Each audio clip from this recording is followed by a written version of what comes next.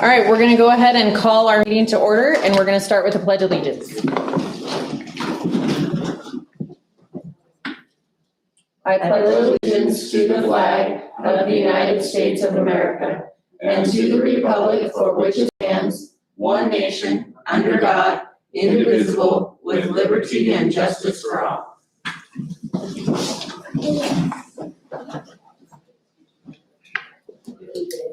So we want to thank everyone for coming. Kirk is out of cell range today, and Derek won't be calling in, so it'll just be the three of us.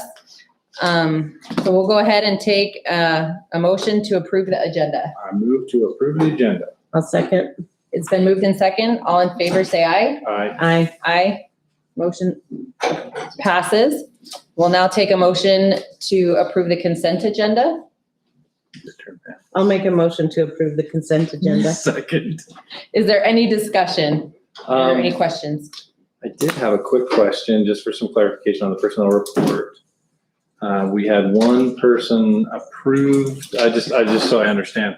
One person recommended to accept a resignation, but also recommended to accept as a new hire. Is that just for formality, for movement vertically, or? Yeah. Okay. Yes, and we can, if you guys would like us to, we can put a spot on here that's accept reassignment, if it's easier for you, or we just do it that way, but that, yeah.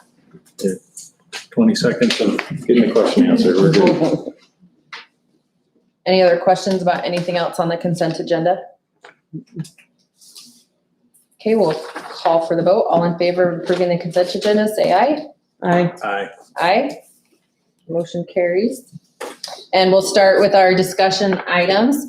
And the first, I don't know if superintendent or assistant, if you're presenting our good news story for today. Okay, yeah, one of the things we just wanted to talk about is as we have reviewed our district level data and really looked through some of our achievement data, what we have found is with math and ELA, we're still hitting above that state average in those areas. And so we really wanted to celebrate that on behalf of our teachers who have worked very hard over the last few years, especially during this time, to really focus on academics and continue to show that. So we have areas that we obviously want to continue to push and work towards, but we are staying above that state average and really watching that as we continue to navigate this. So. And another piece of that is that even in the, last year, with especially in the Treasure Valley, we were some of the first ones to go back and have in-person school, and we see even increases in several of our categories and schools in terms of test scores from the previous year. So even on a preempted year, I think a lot of that speaks to the importance of getting the kids back as quickly as they did. So I think that was an important piece to remember, as well as we look at those scores and congratulate our teachers. It's even more of an achievement because of we were going up when a lot of people in the state were going down. Mm-hmm. So. Yeah, I think that's great. I appreciate the community helping and keeping people home when they're sick, and also those who are willing to sub. I know the subs were crazy last year, and we appreciate everyone because that's a community effort to help keep the school running. Did you guys have any questions about that or anything? No, just thank you. That's Fantastic. awesome. Yeah, thank you to the teachers specifically. And you guys are putting in a lot of effort, and it's a lot of stress, and kids are already stressful, but under these conditions, there's additional stress. So we really do appreciate our teachers. Okay, we'll go on to discussion item B, update for Mr. Gee on attendance and enrollment at schools. Okay, and I just wanted to really quick, you've seen the document that was in the board packet. A couple of quick clarifications on that. You see the grand total right now. This was as of last Thursday. The district is sitting at 44,153 students. That number is, throughout the year, you see ebbs and flows within any given district. That number is obviously here at the beginning of the school year. These other numbers that are listed for previous school years are in January of those school years. So, I use it just as a kind of here's where we're at, but you really won't see a true comparison until we get to January, just because you see the same types of ebbs and flows throughout from one year to the next. The other thing to take into account is that Forge International Charter School opened in 2019. And so about 200 students of the students that are attending Forge right now are students that live within Middleton School District boundaries. And while we don't anticipate that that number will go up within, most of those are coming from the elementary, middle school grades. As they add each grade level over the next several years, we'll see that number increase of the total numbers from Middleton. But they have kind of, as far as elementary, the effect on elementary, it might be different students, but it won't be changing the overall effect on our elementary schools. So what we're seeing right now, those 200 students, most of those would be filling spots within our elementaries.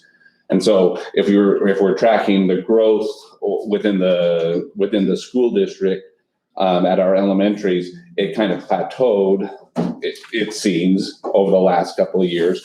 But that's mostly due to Forge, which can only do that for so long, and then we're going to continue to see that growth in the elementaries. And we have seen that growth continue in our secondary schools. So we just don't, even though those numbers aren't huge growth, it doesn't show a huge amount of growth, the community is still growing on that same trajectory, and these things that have kept it, relatively small increments are not going to be around over the next several years. So just something to keep in mind as we start discussing how to address the growth within our community. And then just your attendance percentages. We have and today the overall attendance was about 88% within the school district. Most of our schools are in the 80 and 90 percentile. And in any given school year, you're going to see, in any given school day, you can see anywhere from 93 to 96, 97% attendance because just of normal activities, families doing different things, students not being in attendance. So that we are seeing a lower attendance than normal, which due to COVID, obviously, we're telling people to stay home. We're sending students home that have active cases and that have been in contact, exposed to COVID.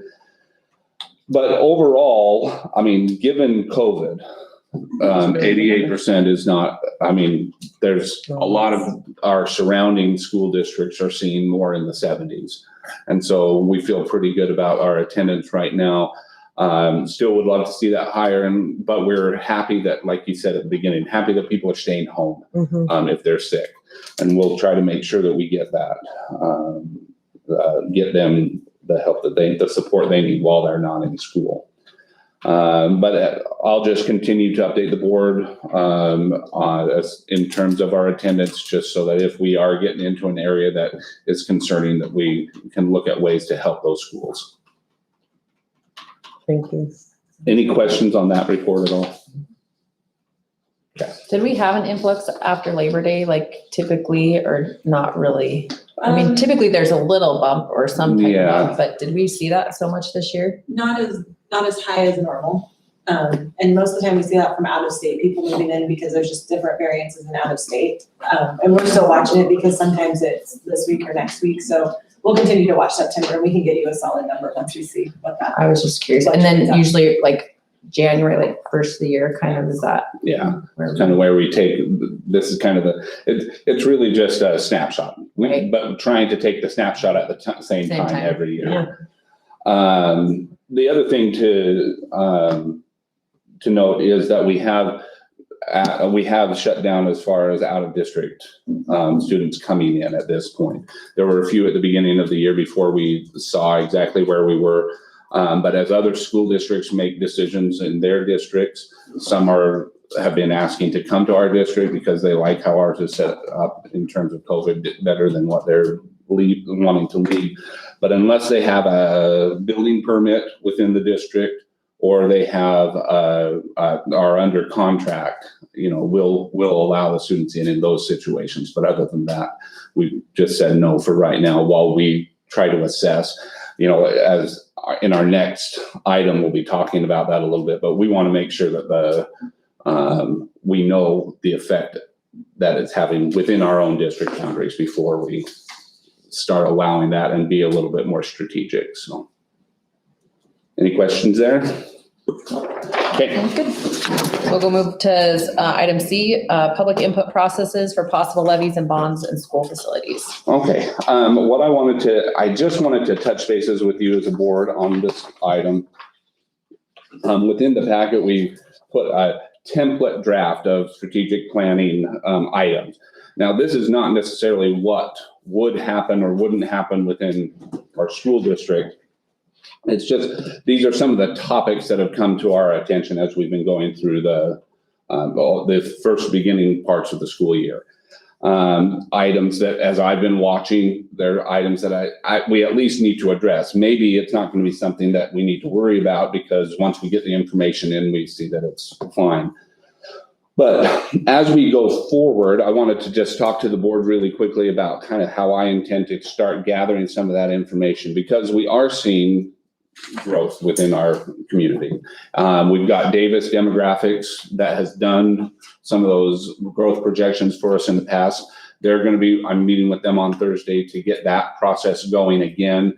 Do we still have, it seems like, sorry to interrupt, Yeah, but we trained someone to use that software. Is that correct? Do I remember that? Yes. Correct? They're no longer employed with us. Oh, darn it. So they're going to give us a chance to train somebody else. Okay. That's part of the conversation Thursday, is how that process. Because I'm like, I remember when we did this before and it was such a great, I mean, it was extensive, but it provided such good information. So. Right.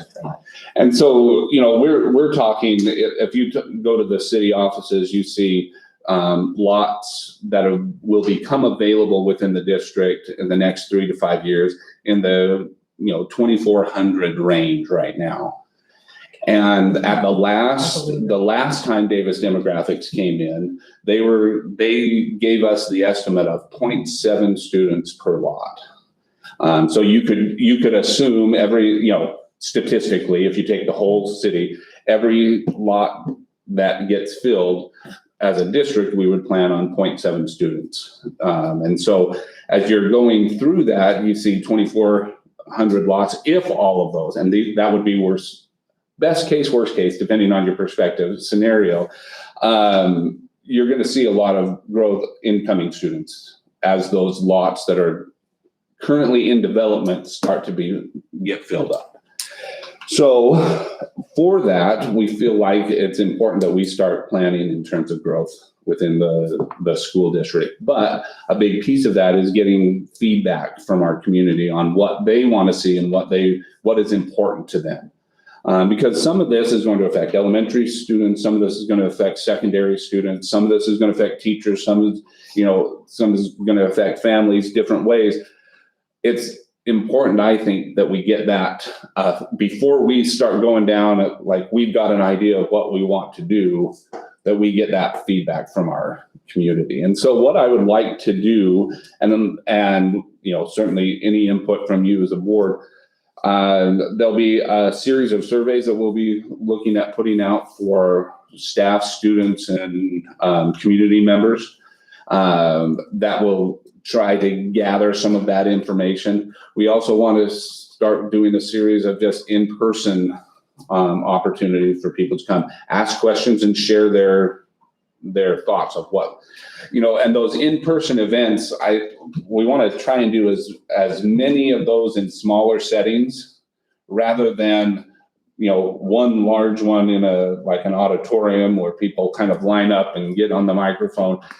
I think that's helpful, but it's not as helpful as being able to have a real conversation with somebody. And so we're going to try and provide as many of those smaller opportunities for people to share, and then get the information, get the word out that as people have thoughts and everything, don't hesitate to share.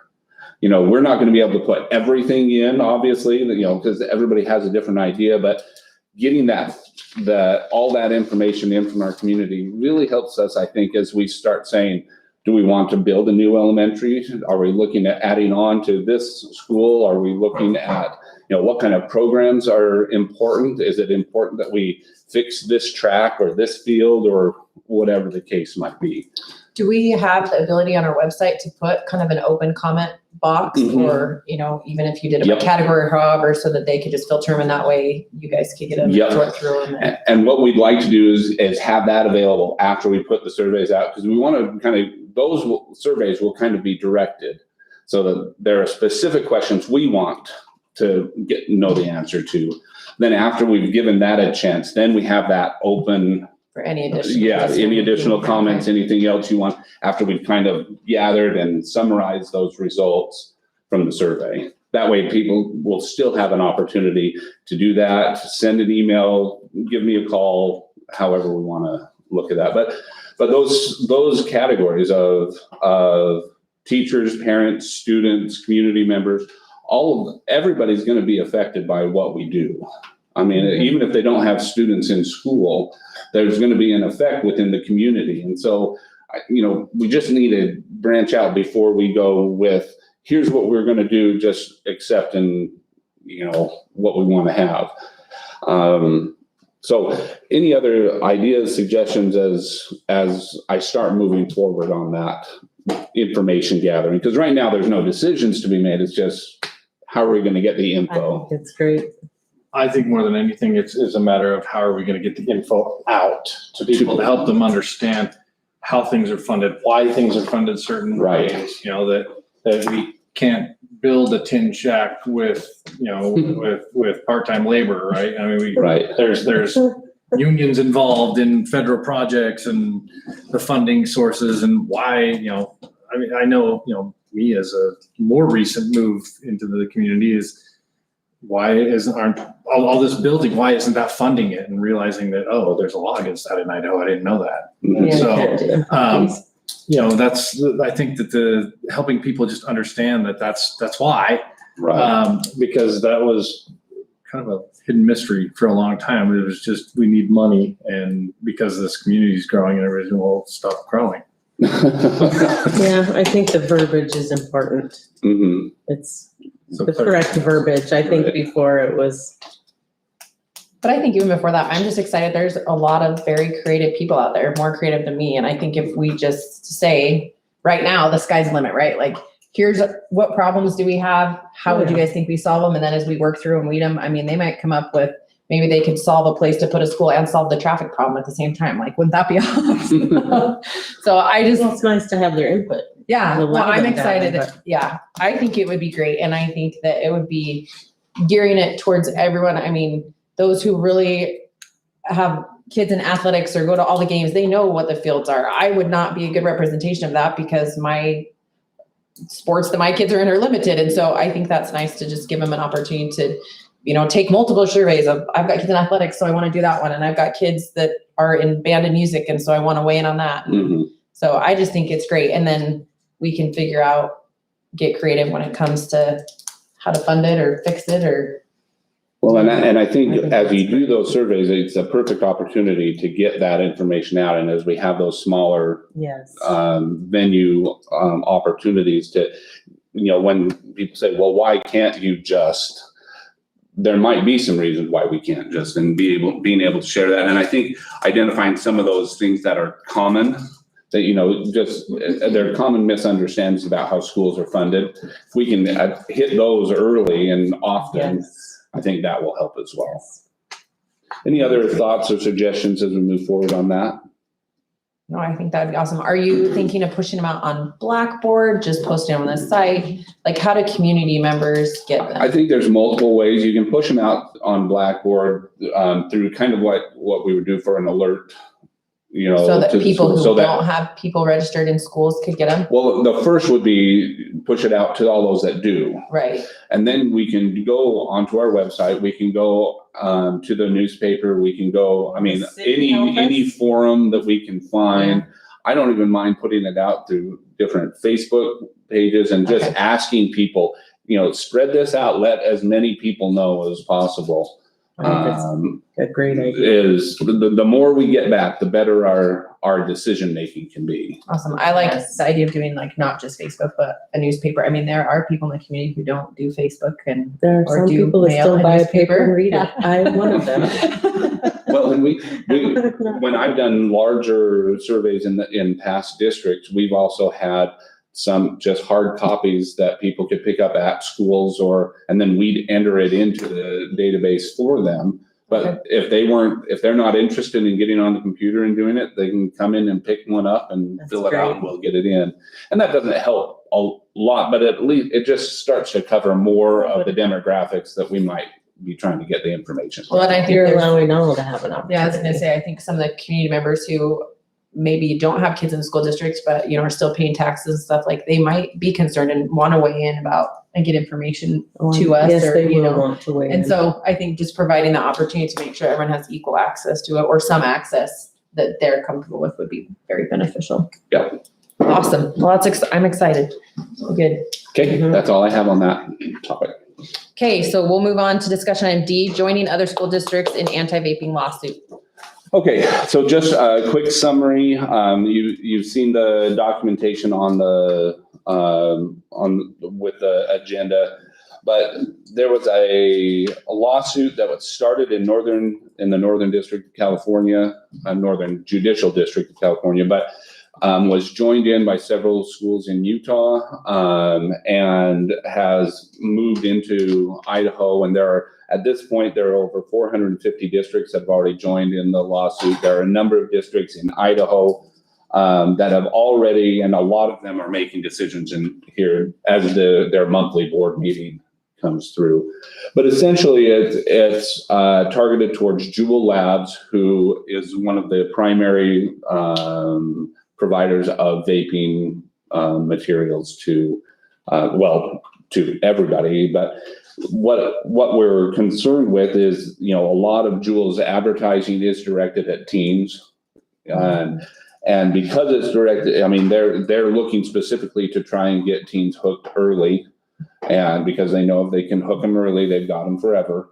And so what we're trying to do is, one, be supportive of this movement to try and keep the advertising from targeting teenage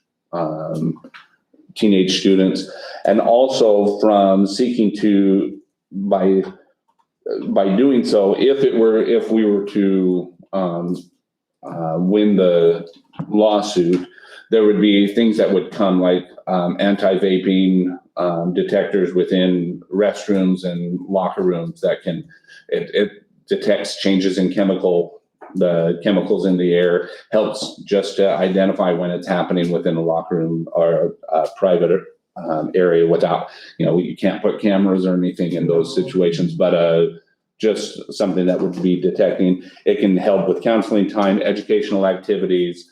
It can actually account for administrator and SRO time that is spent, chasing down, investigating vaping incidents within schools. The positive of this, we would not be one of the primary districts, and so nobody in our district would be deposed. All we have to do is provide kind of the data we have about the numbers of students that have been involved, number of incidents, number of investigations we've done. There's no charge to the district.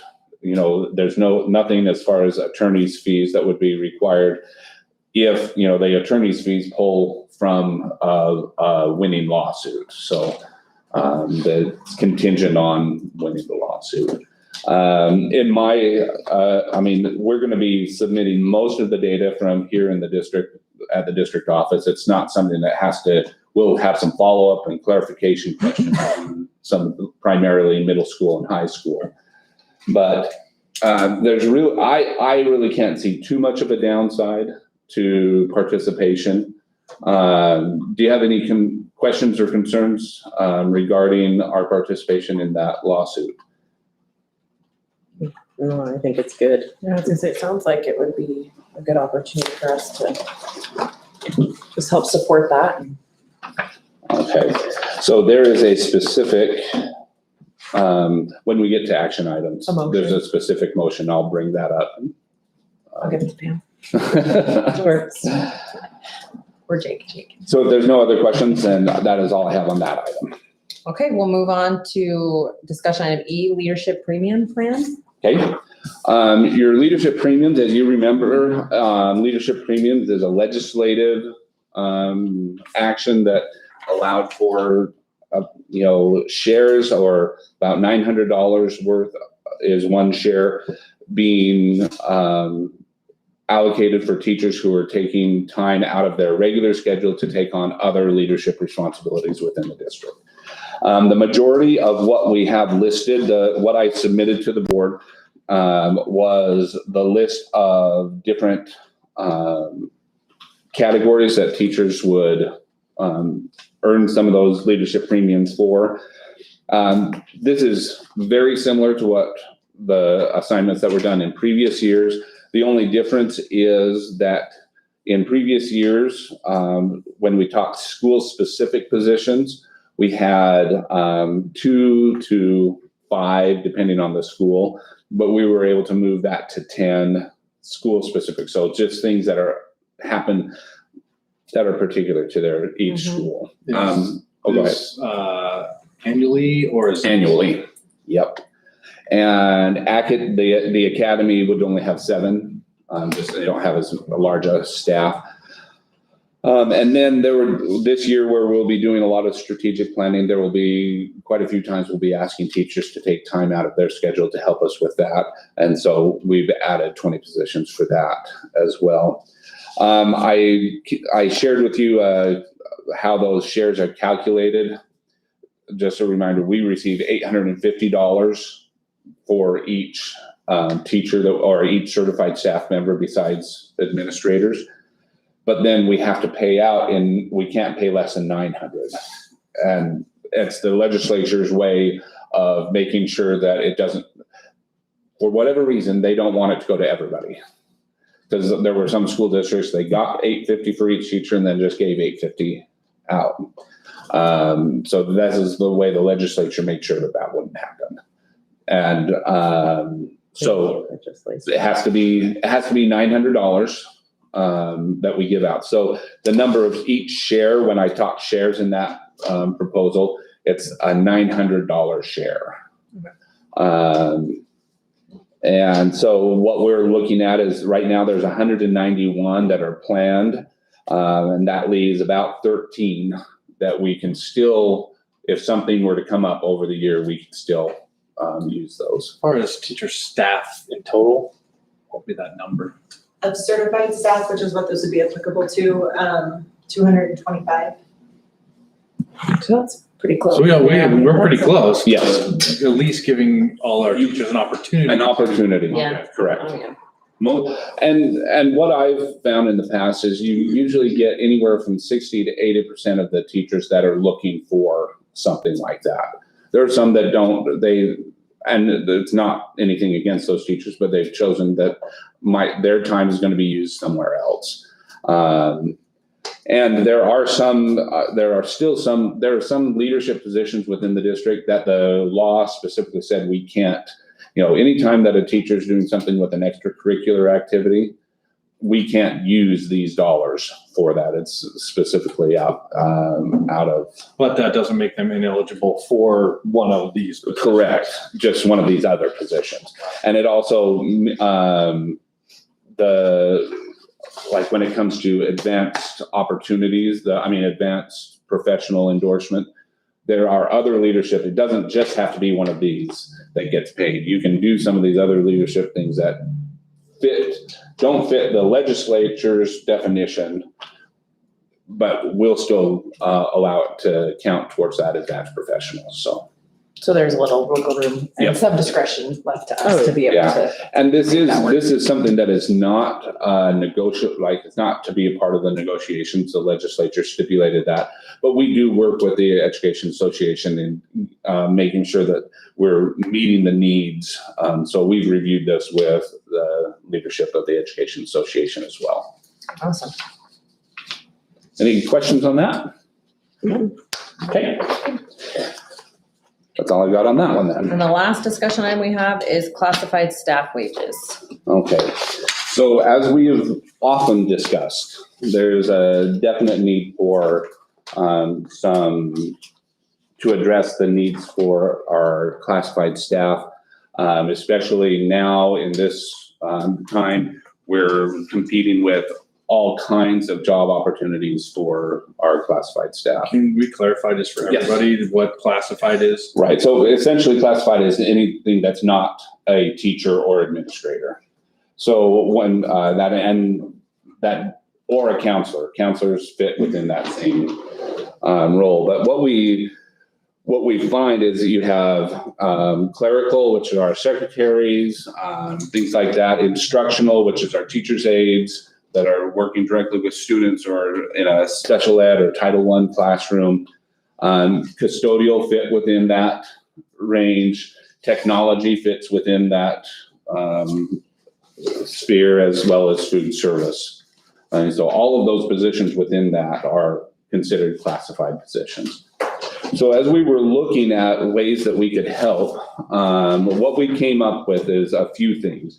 And it affects different groups a little bit differently, but I wanted to kind of point out how that would work. First off, we were able to secure a 3% increase for all classified staff. Every group would get that 3% increase. And then we were able to restore this last year's steps on those lanes were frozen. We're able to restore those steps. So moving a step is included in the in what we're proposing. Then there's I'm going to skip on this little chart that I've got here, but there's extra duties that are kind of that a lot of our staff are having to do because of COVID still, just things, extra work that they're having to do, that we're looking at, and these funds would come from ESSER dollars, the extra duty funds. But we were looking at for each one of those groups, December extra duty payment of $500 and a May extra duty payment of another $500. And so those three things, those extra duties and the percent increase in the step would apply to all of our classified positions: clerical, instructional, custodial, technology, and food service. And the extra duties are a one-time thing. This isn't something that we would necessarily be able to carry over from year to year, but the percent increases would be a permanent thing and the steps would be a permanent thing. The only other thing that we've looked at, and this really comes down to our instructional group. Of all of our, currently we have 13 classified positions open. 9 of those are in our instructional grouping. And that's that we still just haven't been able to hire. And when we do hire, sometimes somebody else is leaving still. And so we've been perpetually in that state. So to try and address that specific need, we looked at one additional thing for our instructional aides, and that would be $1.25 per hour increase, and that would be a permanent increase for that. And that doesn't mean that in future negotiating sessions that we couldn't address those same kind of things in some of these other groups, but we, as Alicia was looking at as Ms. Krantz was looking at the budget for this year, she said, we could do this $1.25 for the instructional, but we can't, at least right now, we don't know that we can sustain it over all of those other groups. So those would be something that we'd be looking at in future, even if we were to find out like today that instead of going off of ADA, we'd go off enrollment like we did last year. Even knowing something like that were to change would allow us to address some of these other. But at this point, just to make sure that we're not overcommitting ourselves as a district, we didn't feel like we could go beyond that $1.25 increase. So does that $1.25, is that figured in these numbers right here? Yes, yes. So that includes that? That includes That's what that. So okay. on that summary of increased cost, the instructional support, the clerical increases are the 33% Okay. there. The instructional support increases is that $1.25. Okay, And then the down below you see for the extra duty stipend, all of that would come out of ESSER funds. does that get us like, is everyone making at least $10 an hour? Over 11. Okay, so the lowest person is, okay, that makes me feel better because I know that they were. In those instructional categories, there might be a few of these others that are still lower, Okay, right? Yes, there's one department that would still be lower, and we're continuing to work on that. okay, and then are these SR2 funds or one, or just, It really won't matter because the classification, what we're allowed to spend it for is available in ESSER 1, 2, and 3. okay, so it doesn't matter. It's just So we- whichever one we're on. Okay. And then this is retro back to September 1st, correct? So the reason we're talking about it today is because their pay period doesn't start at the same time The the new contract for pay the period. teachers do. Nice, So that's Yeah. why. good. I think it Good helps for sure. Yeah, it's And then not, if we it doesn't can- solve it all. No, but if we No. can just get the word out, maybe that, we're trying, right? And we realize that pay is an issue. And I know I did talk to someone who's working at one of the schools who was so excited she could job share this year. So I think if people just know, like, I can do a para, but I only want to work 2 days a week, that's an option, and we'll get creative and try and make it work. And I definitely think it's a step in the right direction for sure. And Right. then hopefully as we look at things going forward. And it does appear that there are some options for us in terms of substitutes.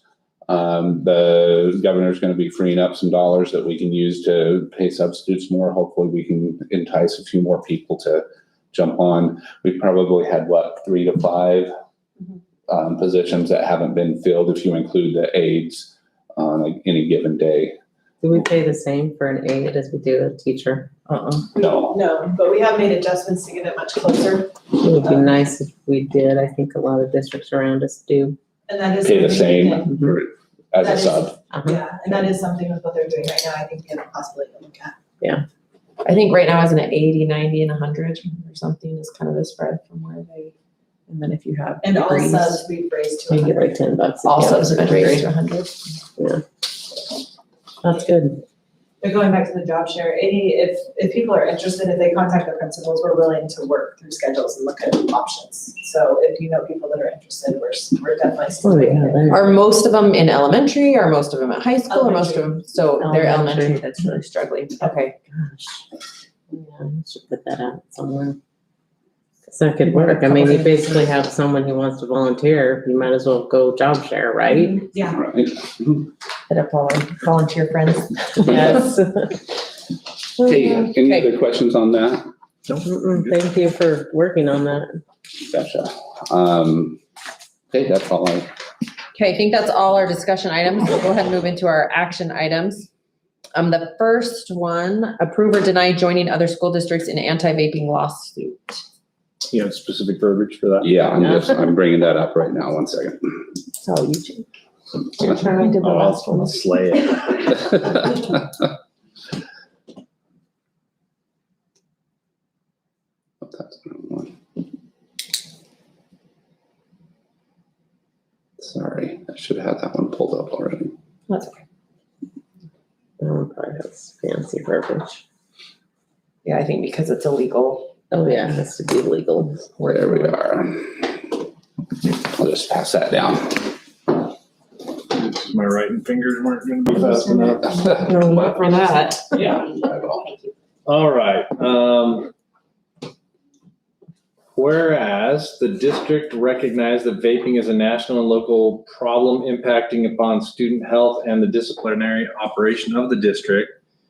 And whereas multi-district litigation is pending against Juul as well as its shareholders in federal court. And whereas the board, having considered the inclusion of the district in this multi-district litigation, having found it to be in the best interest of the district and its students, I hereby move that the board take all necessary steps to join this lawsuit as a plaintiff against Juul, and direct the board's chairman and or superintendent to execute all appropriate documents to that end. Is there a second? I'll second. There's been a motion and a second. All in favor, say aye. Aye. Aye. Aye. Motion carries 3-0. Thank you, Trustee Dempsey, for reading that. Our next action item is approval, deny of leadership premium plan. I move that we approve the leadership premium plan. I was gonna, I'll second it. Yeah, I'll leave it alone. No, Then you're moved good. I'll and second second. it. Any other questions or discussion about that? No. We'll go ahead and call for the vote. All in favor, say aye. Aye. Aye. Aye. Motion carries 3-0. Our last possible action item is to approve or deny increase for classified staff wages. I'll make a motion that we approve the increase for classified staff wages. Is there a second? Second? It's been moved in second. All in favor, say aye. Aye. Aye. Aye. Motion carries 3-0. That is all for agenda items unless we have any hearing signed in visitors. No one signed in? Nope. Okay. Seeing none, we can take a motion for adjournment. I make a motion, we adjourn. Aye, second? All in favor, say aye. Aye. Aye. Thank you. Yes. Thank you for coming.